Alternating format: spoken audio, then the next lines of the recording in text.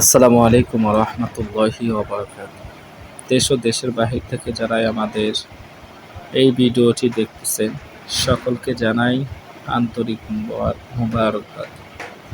আলহামদুলিল্লাহ, আজকে আর একটা নতুনত্ব শুরু করলাম, একটু ট্রাই করলাম আমাদের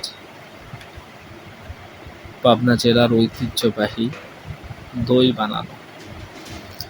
তো আলহামদুলিল্লাহ, প্রথমে মনে করেছিলাম পারবো কিনা, তা আলহামদুলিল্লাহ অনেক সুন্দরভাবেই দই আমাদের হয়ে গিয়েছে। এখন আমরা বেসন দিচ্ছি, যেটাকে বলা হয় দইয়ের যে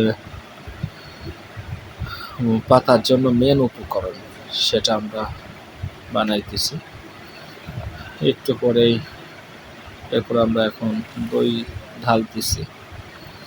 খুঁটি বিছানো হয়েছে, এখানে 15 কেজি দুধ রয়েছে। 15 কেজি দুধের জন্য 7টা পাতিল নেওয়া হয়েছে। তো আলহামদুলিল্লাহ, সকলেই দোয়া করবেন আর কমেন্টে জানাবেন আমাদের এই দই বানানো কেমন হইল, বা কিভাবে বানাইলে আরো উন্নতি হবে। যেহেতু নতুন মানুষ, আপনারা যদি উৎসাহ দেন, তো ইনশাআল্লাহ আবারও বানিয়ে ট্রাই করবো ইনশাআল্লাহ। তো আপনাদের সকলেরই দাওয়াত আমাদের হাতের দই দই খাওয়ার জন্য। সবাই চলে আসবেন ইনশাআল্লাহ। আর এটা আমি বানাইলাম, আমার অত্যন্ত আশা ছিল যে একবার দই বানিয়ে দেখবো কেমন হয়। তো সকলেই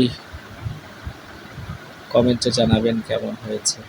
ভালো থাকবেন, সুস্থ থাকবেন। আল্লাহ হাফেজ। আসসালামু আলাইকুম রহমতুল্লাহি ওয়া বারাকাতুহু।